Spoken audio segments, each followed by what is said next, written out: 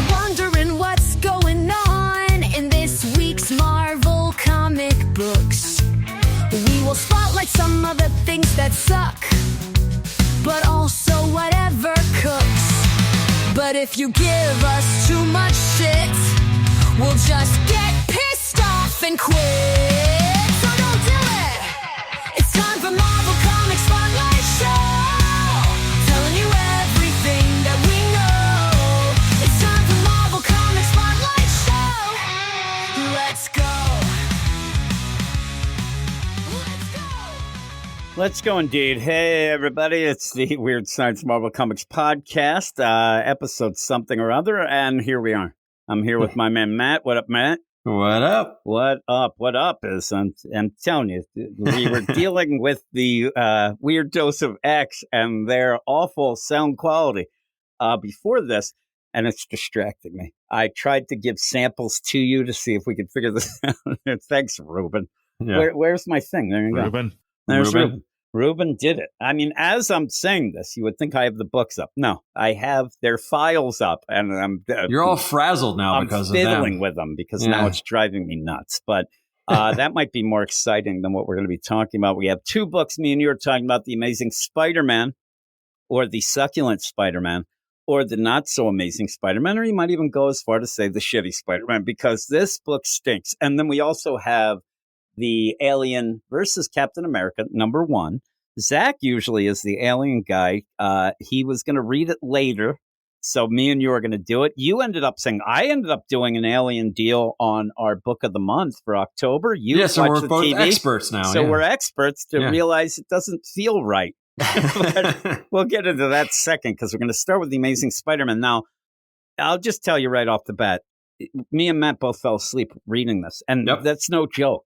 Nope. Separately. We weren't together. I sat down to read it, and that was about, we were going to record at 7. I sat down to record about 10 after 6. The next thing I did was wake up at 10 of 7. Me said, too. oh, shit, I got to read these two books in 10 minutes now. And I realized I got like halfway through and just passed out.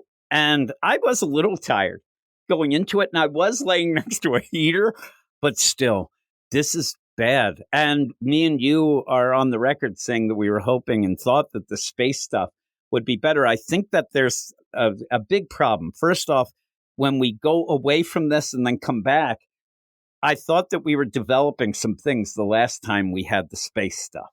When we come back, I don't know if Joe Kelly, Nick Lowe, or any other asshole thinks that I know these characters, except Rocket, that I am full in of let's just go for it. I don't know these characters yet. I don't know the situation really, except Peter trying to get stronger in space with Xanto, right? So when you go into this, you're just thrown into as if it's the Guardians of the Galaxy, and we have Peter, and we have, it's like that, yeah. But I don't know, Xanto. That Xanto suddenly becomes a stand-up comedian in this issue that he wasn't like that before.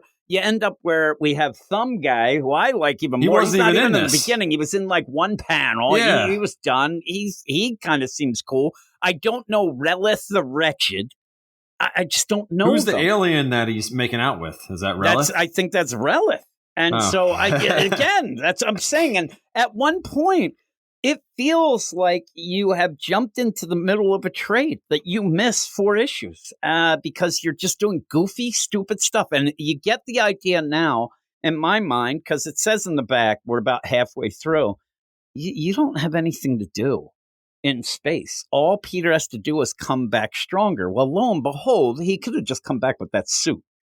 And then you even have the suit thrown in as if we needed another character. Right. So it's just nonsense. And the suit pretty much is like a version of like Cypher called, I think, Glitch by the end. And I'm like, this is not great. It's not good at all. You start out where I thought actually, and I'm like, oh, man, thank God Ben went over to see Aunt May. And it's a dream. Peter's that was my favorite page, the second page when I see Aunt May on fire. Yeah, Aunt May burning up, right? She's and it's, burning for you. What's his name in the background? Hell, whatever his name. Hellgate. Yeah, Hellgate. Even that, like, you do actually get a little Hellgate in this where Peter's going to remember what Hellgate said like at the end, but it's already too late for I forgot everything about that. That's what I'm saying. Everything becomes too late. The pacing is odd, and the idea that you jump back and forth is not helping either story, especially this one, because, again, you're dealing with some characters and situations that you're not used to. At one point, Peter just starts going on like he's like the most braggart person I've ever heard of. Like, yeah, I end up any situation I'm in, I'm pretty cool with. I ended up making it work. I'm like, this is not working for me at all. But in the meantime, Peter wakes up, says, "Oh, Rocket, what are you doing with that BFG?" Oh, God. We're throwing like Doom references in here. Joe Kelly needs to realize that's way Is that where that's from originally? Yeah. So he ended up he's like, and then he has to say it. Why do you? I'm saying the big freaking gun. I'm like, oh, God. And even freaking felt weird. Yeah, well, because it isn't. But, and so he's like, oh, and Rocket's just talking. So Rocket, he goes, and Rocket comes in and goes, "Hey, boss, didn't want to wake you, but then I heard the screams of existential terror. This a good time?" And then Peter goes, "I told you not to call me boss, Rocket. Also to knock. Also, what's with the BFG?" And he goes, "Well, in order, I don't like Peters, the Storler, and knocking's for simps." And I'm like, this does not sound like Rocket. And again, it's a Joe Kelly who thinks he's funny, and I see people say he is. I don't get it. But end up and this gun, this, and hey, so, and then Rocket says, "So, you know how late stage capitalism is a rigged game that it's like just non sequitur nonsense that Rocket would never say in a play where you're not setting up the scene at all. You're trying to be funny instead of setting up what's happening because they are being commandeered. They are being sent. But even then, there's spaceships and suddenly they're in a giant pay-per-view gladiatorial fight type deal that ends up with no rules. It doesn't make sense. They're fighting this big giant monster that really does nothing. And then it feels a lot like World War Hulk, or also the Phantom Menace with like when they were in the Senate, people are floating around and they had it's just very, I don't know, just not original. And then they're like, "Hey, Spider-Man," even that, he's like, "Hey, are you familiar with the concept of a pay-per-view event, Spider-Man?" He goes, "Yes, I mean, I've never had the money to pay for a view." But I'm like, just that. Like, you're not funny. And you're not telling a story, and you're not setting up shit. So then Rocket, and then he's like, "And how do you know my name?" And then Rocket has to go, "Everybody knows you. You're a turd burger." All right. And they're going to do Betty wrestling. And in that, I'm like, okay, like they're like wondering. And while you have this Relith says, "I do not know Betty. Why would I honor her by wrestling her?" Legit. That's the most intelligent answer to this. I thought there was some, like, when you have somebody say that, you're like, oh, there can't be a Betty. No, there is. It's the monster. But it doesn't make any sense. And then they keep saying to Peter, "Okay, well, it's you and that other thing. It's 3 people in this. Take your bets." Peter's like, "It's not 3. You're supposed to almost think that it's Rocket." It ends up being the suit.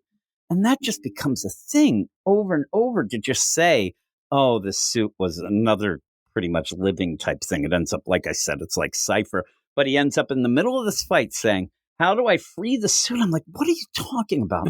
Like, this is where I felt it's so convolutedly, ridiculously stupid in a way that you're already dealing with stuff that doesn't feel like Spider-Man. And then you're doing like far and beyond stuff that just seems, I don't know, ridiculous just to get another character in this to be the suit when it should have been. I thought Symbi was like up his butt cheeks or something. I actually thought it was going to be Symbi who was part of this and he didn't want to have it there. No. Even then they're like, "Hey, why don't you do this?" And Reli's like, "Why would you fight for him?" And he's like, "Well, because he needs help and he won't have, but why aren't you all?" And then at the end, they're all fighting. I don't even know what this fight ends up being because they start fighting Betty. And you get nothing from it. And then he ends up right in the middle. This Betty monster thing is going to chomp down. And he goes to Sando, how do I free the suit? I'm like, deal with that afterwards. You do not have to do it now. But it's all to set up this nonsense. So he's like, "Oh, well, you just say reboot." And he reboots it. And then in that, you then go through a multiple, this is where I fell asleep. Right here. You go through a dual reset of let's recap Origins, and legit, we know Spider-Man's, right? And it almost plays like if you're doing this space thing, if in the space book, we're going to recap shit that happened in the last bunch of issues for this, then you've admitted that you can't tell a story because I just want this. In the meantime, we get, a spider bit you? Like, really? and you tell me how exciting this suit's origin is. Basically, the suit says, I was bored shitless watching that at the end, because it flew around space for hundreds of years. Just doing nothing. Yeah, because it's a techno-organic organism. Until Xanto grabbed it and then kind of made it, and it just agreed to do an experiment. Again, it's just to get another character that I swear that Joe Kelly's gonna thinks that the way he's gonna have it speak is hilarious. And me and you are both annoyed by it. No, I've always been annoyed by it. Warlock or his family or whoever else talks like this. It's just annoying. In this deal, and all that crap. In this deal, it's like, hey, I see your origin. Biting the spider bit you? It was part of your birth? Disgusting. Why am really disgusting? It hurt a little bit. But. Then it goes to the part of, I see. And you get, I guess, a bit of the Hellgate, though, looks weird. And also the art, I didn't even give the credits because who would want to take credit for this? It's not as good, man. No, it falls apart. It's not Pepe Lorenz. It's bunch of people on colors. It's written by Joe Kelly, guest art by Emilio Laiso, Marcelo Menez, Marty Garcia, and Eric Arcienega on colors, and letters by Joe Caramagna. And it falls apart. Without the art being good, this story completely falls apart. And again, if you like it, have at it. I just, even then, what little you get a little bit more of Hellgate, looks different. Says, Prince of Steel Silk, your homeworld survives at my pleasure. You have lost your right to it. Should Nicodemu have truthful eyes and you somehow survive the proving grounds, stay here. If you ever return to Earth, you'll watch all your cherished ground to powder beneath my boots. So that's why you can't go back. But we didn't even kind of get all of that before. And then the suit's like, that's where Xanto found you. No, that's what I'm saying. We're just getting info that's really important of why he doesn't go back. But all this is, again, was I have to stay in space until I get stronger. And yet you're doing this. Have we seen Hellgate's disgusting face yet? Or is that the first time? I didn't think so. I thought that was the first time. Not very sexy. And all they're doing this while in the mouth of Betty. Also, Betty, they got her mouth jammed open. Yeah, it's like a dental. Yeah, like that thing, Clockwork Orange kind of thing. Yeah, it's not good. And at that point, all the rest of the characters, they're blasting everything and fighting, and I didn't know what happened. There's a lot of fighting going on, but it doesn't matter because it's just dumb. Because they're there. Legit, I didn't even say why they're there. What are they even fighting? Because I don't know, because Rocket says that he ended up getting involved with this betting guy, but he had a down payment. But now they're coming back for something, and it's all just convoluted and thrown in there as a really weak excuse to have this. If you're going to force shit like this, make this good. Don't make it just nothing. If they're fighting Betty, why are all these other people involved? That's what I'm saying. What are they doing? Where's the bets now? It falls apart. At one point, it becomes more of a free-for-all from that damn KO shit going on at DC right now. It's all a free-for-all. To then have Glitch or whatever, he's now going to ride Betty, and Betty's pissed because Betty's been made to fight. And I'm like, I don't care. And then Rocket's like, I'm going back for my down payment. They're grabbing him. Everybody's fighting for no reason that's ever brought up. And then they're just going to leave. It's the Rancor from Star Wars. Yeah. It's but without the guy crying. Yeah, really. It's like that stupid deal comes out. Like dad is pet. It's like, just think though, even that the Rancor pit, you end up getting, you said the Phantom Menace, like everything, and you may not even like those things, but this is worse. Like it's everything. No, I worse. like that stuff. It's just worse. Yeah, this is worse. So then they're like, I don't even know how it really resolves. They just leave. It doesn't. They resolve with a kiss. That's Peter's there in his undies. They're fighting everything, and then they just leave. And they go, and then I'm thinking, is Betty on the ship? I was waiting for Betty to be around. But you end up where then Peter and Xanto are working on, some science shit. And he's trying to get better. And Rocket comes in and hears them talking about what Peter went through with the reboot of the suit. Hey, what's going on? You see the suit behind him, whatnot. But also, just imagine this, everyone, if you're not reading it.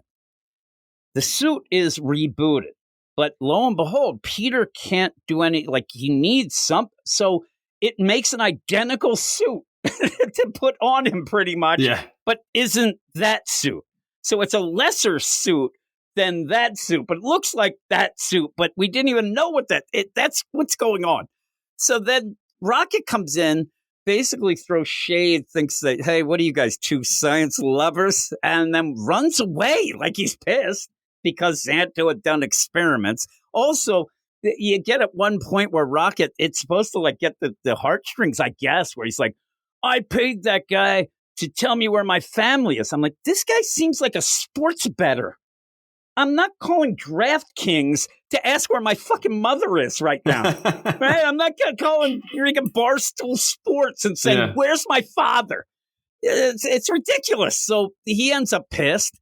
He storms off. As Peter goes to follow, he ends up getting yanked, and you get suddenly, I don't want to shame her before, but suddenly the sexiest version of this Raelith, and she starts making out with Peter, says, oh my God, I shouldn't have done that. I didn't have consent. He goes, I give you consent, and they make out some more.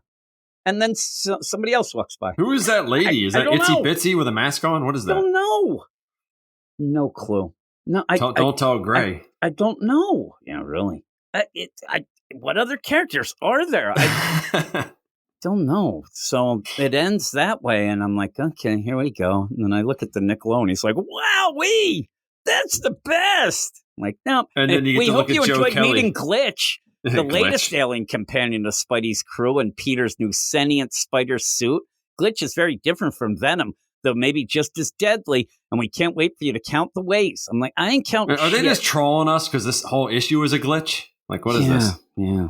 I'm going to ditch the glitch. That's my new slogan for this. And actually, glitch is probably the best part about it. Yeah, it's bad. And then goes, anyway, again, we hope you're enjoying this leapfrog style story. No, we aren't. I'm not, because I wasn't enjoying the non-story you were doing with oh, Norman, woe is me for 2 issues, nothing advancing. Then I'm like, okay, well, Peter, nothing. Well, look at the cover for the next issue. It's Hush versus Spider-Man. What is going on here? I don't really get this, man. And it's John Romita Jr. It's so funny. It looks Maybe so it is bad. KO. He's a doctor too. He's swinging around a stestoscope. Yeah, look at him. It is Hush. Yeah, okay, cool. Yeah, I guess it's Hush. Whatever. Why not? Why not? But I did look at some of these reviews on Comic Roundup. I'm there. I see the regular reviews. 9, 8, and then I look, Gabe gave it a 4. I think is what he gave it. I'm like, all right, people are going to yell at him in the user deal. So I go to the user one. One guy said, this is amazing. Everybody else was giving it 1s. This is bad. Also, this month's host of The Lowdown is Joe Kelly. Yeah. Yeah, this is pretty. He's in the thinker pose. I ended up where last week or 2 weeks ago, I ended up kind of arguing with the guy who was saying this was the greatest run ever. And then because I said, I'm not really thinking it's that good, then that suddenly became, then you're a Zeb Wells fan. I'm like, no, I'm not. I'm not playing the idea. And this guy was basically, all his argument was, this is better than Zeb Wells. I'm not a Nick Spencer fan either. Yeah. The people don't remember. People don't remember how much Nick Spencer's run was getting a lot of shit at one point, and then all of a sudden now everybody looks back at it as the greatest thing ever because everything after it was worse. But yeah. There's Jolton Joseph Kelly, the Calamitous. He says this is a given name, and he kind of did it here. But what would you give this? I'd give this a 4. Yeah, I don't like it at all. With Gabe, I'm with a 4 as well. Sauce 4. Yeah,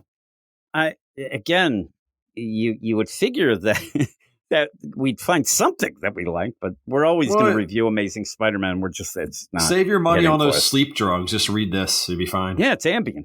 It's the Ambien Spider-Man. That's what it is. ASM. Ambien Spider-Man, because I was out cold. That you should mock that up and put it on Twitter. Good. That'd be the best, because boy, it was pretty bad. Actually, there was a point in Zebwell's run that Nick Lowe was so ridiculous. He put this, when you read this issue, don't use heavy machinery. That was his. Yeah, and you'll fall asleep. I'm sitting there, I'm thinking, I'm like, wait a second, like, you can't even do that right. I'm like, that is a warning for something that puts you to sleep. And then he wrote, no, it isn't. Something like that. And I'm like, no, it is. That's what it is. It's like, idiot. But we'll go to the next book. Alien versus Captain America. I like Frank Thierry enough. I thought that Sabretooth book that he did that was pretty much. Oh, that was him. Yeah, that was good. Yeah, that was pretty good. Yeah. What drove me nuts in this one was that the credits are like 3/4 of the way. They're not in the beginning. They're not at the end. They're like 3/4 in. It's almost like you have like it's supposed to be cinematic. It's weird because when I was reading, I was like, oh shit, the issue's over. Mm-hmm. It felt like a natural ending. Yeah, and then it continued. This is weird. Again, this isn't bad. It's just weird and doesn't feel like it means much. It is. And it is Captain America, Alien versus Captain America #1, Operation Red King, Part 1, Frank Thierry writing, Stefano Raphael on art, Niraj Menon on colors, VC's Clayton Coles on letters. Pretty cool credits page. I like that. So I thought the art was okay. I thought that all of this was okay. It's just when you get to the whole thing and just think of, oh, it's World War II and there's aliens, that just doesn't jive with me very well. But, yeah. Again, I'm not the biggest Alien fan anyway. So the idea like, oh, there you go. And Red Skull just says it right out. If we have the aliens, we'll be even bigger than Hitler.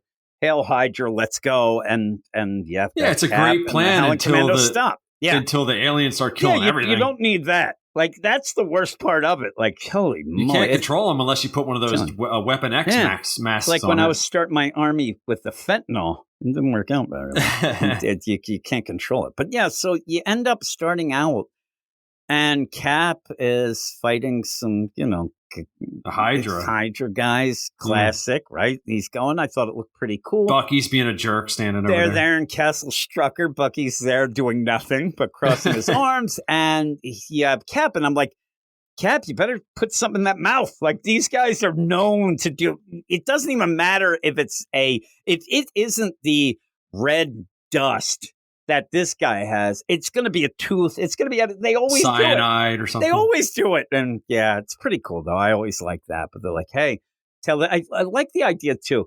Cap is desperately trying to get information from this guy, and Bucky's like, hey, why don't we ask him to go for groceries? Like, shut your mouth, Bucky. He's probably out collecting ears, but you end up where they, he does the bite off one head, and you have 8 more, whatever. He says another will. I like that. Bite off one head and another will grow. I'm like, it's not that, crazy. But in the meantime, the guy dies. And they're like, hey, we got to figure this out. Not only does he die, he turns into a Red Skull. Oh, yeah, he's a Red Skull. Sexy, right? So then you go off into the Himalayas, and it's very Indiana Jones. You end up, I actually, the one lady looks like Marion a bit when she gets grabbed. But they go in, and Strucker's there, and he's like, hey, look at me. I need to get a guide to the famed city of Atalan. By the way, I'm Baron Wolfgang von Strucker. And if you better freaking listen to me, or I'm going to get you with this, my crazy hand, which he does. He ends up just crushing this one guy's face because the one guy goes, we don't want trouble. I'm like, don't ever set like somebody this bad. He's bad. Don't set him up. He's going to make an example of you. They always do. Don't say we don't want trouble because he's just going to come back. Well, you found it. I'm trouble. You don't. Just go up to him and say like, no, I don't know. Just like, don't even say anything. It makes a Just imagine you're having dinner at this food hall with your family and friends, and all of a sudden your head's being crushed by this guy. Look at these guys. For no reason. Bad time in the Himalayas. Good point. Like, where is a restaurant just operating on top of this mountain? Just telling you, it's like Marion there. They're drinking, a little drinking There's contest. 8,000 people in this building. Oh, yeah, there's a lot. There is a lot. And, so this poor little girl comes out. She's like, can I take your order? He's like, here's my order. Die. See, take my order. How did we get here? Where did you park? Yeah, hey, they just walked up. Do you see them? They were just walking. All the other people, where'd they come from? Yeah, they're just, I guess it's a village. But I don't know where this village is. It's just this big, giant bar. Look at this thing. But yeah. It's like Asgard or something. That's the thing. People say location. I don't know. This bar seems to be really They got the music pumping, the beer's flowing. Oh, yeah, they're going great. The jukebox the electricity's rolling. Look at this place. Yeah, a couple fireplaces. I think aren't there guys like playing instruments? Yes. Yeah, they're like, do. I just want it to be a jukebox with probably, I want Abracadabra by Steve Miller Band. Somehow that's playing. They go in. And Baron von Strucker, there's the guy, he's like on the guitar. What a dick. Yeah. It's like Animal House. The guy's like, I know a man who knew a chicken. He ends up where, he crushes the one guy's face, probably ruins that guy's guitar, and then almost takes down that lady. Then one guy steps up and says, I'll do it. I'll take you. I'm like, okay. But the guy has ulterior motives. But also, you're not going to live. Like, he seems to be doing this because the woman's about to be electrocuted. So he's like, okay, we'll do. I'll give Frank Thierry. Here's the thing with this. It gets right to it. Like, they go into this bar. A page later, they have a guide after almost shocking a lady, crushing a guy's head. Now they're at this, I guess, the entrance of the city. They find a button to hit. They're going down. They kill this guy. Poor guy. This guy's great because he's like, I got the last laugh on you guys as he's bleeding out. It's like, I think I'd be a little more worried about than getting my last joke in there. You know? He's like, you wanted to see gods? I sent you to see devils. They're like, yeah, and he's got the biggest smile on his face. Oh, yeah, he's all happy. Look at this guy. He just gets shot.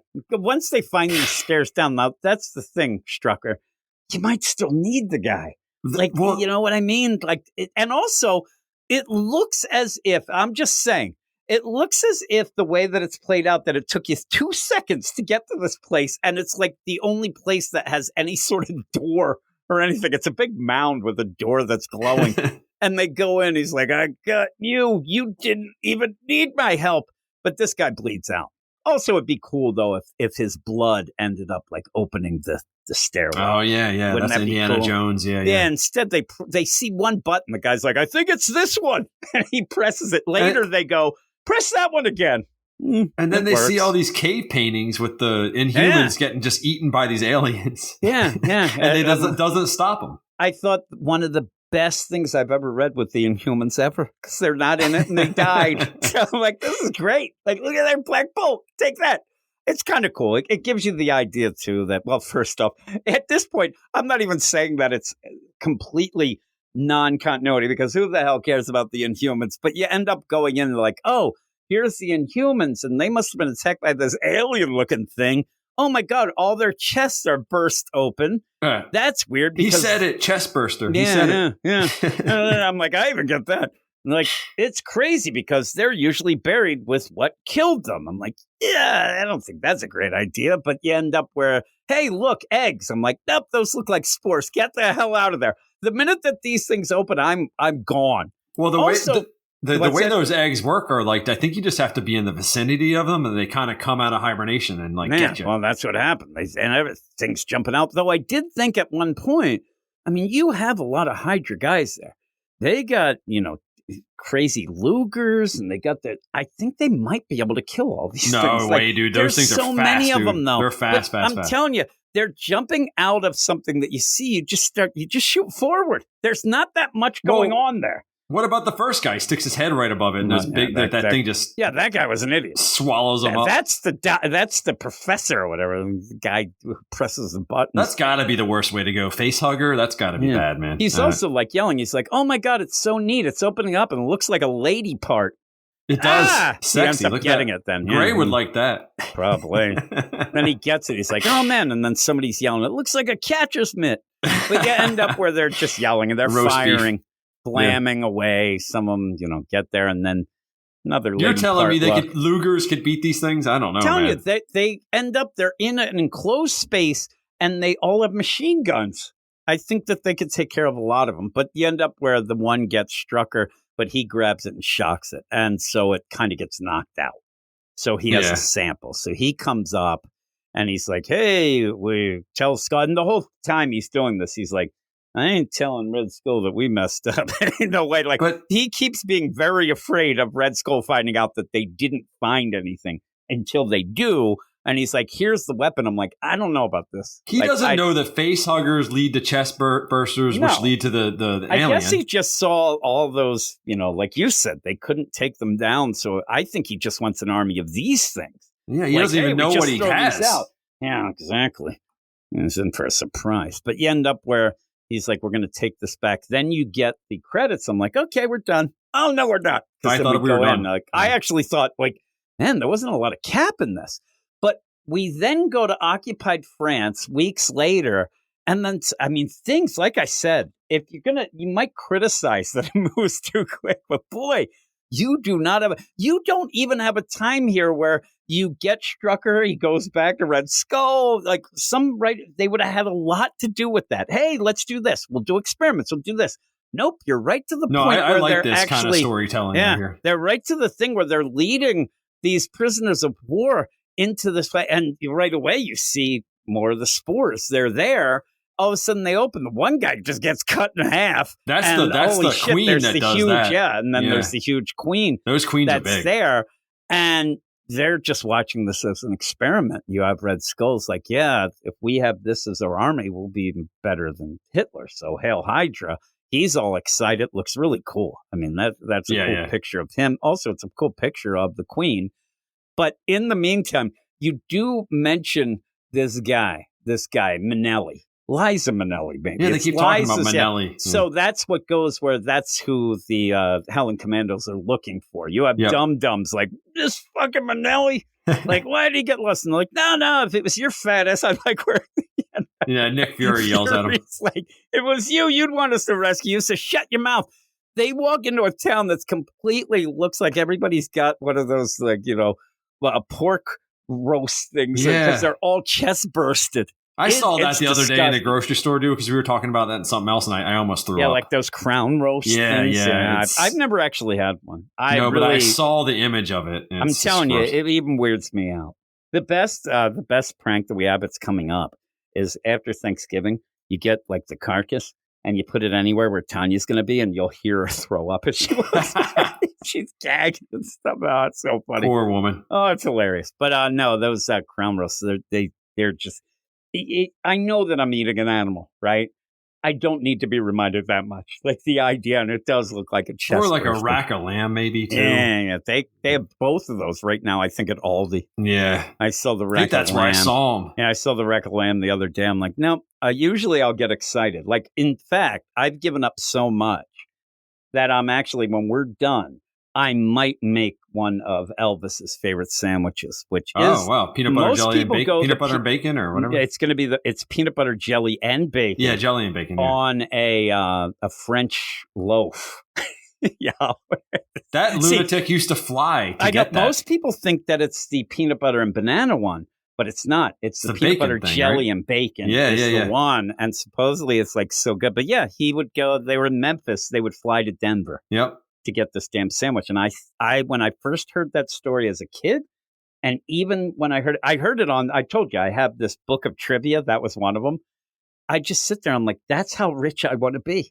I want to be so rich that I just say, I want this one sandwich that they make at Denver, and I can get on a damn plane with 22 of my buddies and go and get it. So there you go. But yeah, that's living. That is. It's dying too. If you ain't living, you're dying. But I told Zach I'm going to make it, and he says I'm going to have a heart attack on the toilet. No, it's good. It's good. So in the meantime, they end up running into this, rack of lamb village, and they're like, oh my God, this is the worst. Of course, one lady's still alive. At one point, I thought might have been like, it's not in the same area, but it certainly feels like it's the village from the Himalayas. But you end up where this lady's like, and then you get chest burster. Boom. Every time I see it like this, I think it's going to get a top hat and a cane and start, singing. But it ends up coming out, and they're like, holy crap. Nick Fury's about to shoot it, and Cap's shield, kind of a cool way to kind of come in, hits it, and you end up where Nick then just steps on it. And then Nick says, I didn't need your help with that. It says, and we don't need Captain Stinkin' America's help with this mission either. And Cap's like, well, you know what? Screw off because I'm here. Says Uncle Sam says otherwise. And Bucky's just there with his, hands clenched.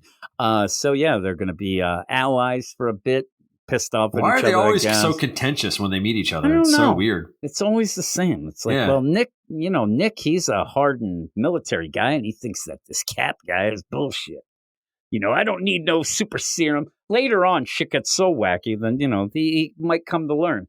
Also, in that, Cap's chainmail looks so pronounced in that. I know, they do it like that. They did that in the Invaders book, too. Yeah, I don't mind the chainmail, but this looks so much just like he's scales or something. Shit up. Yeah, he looks like it would be like Namor.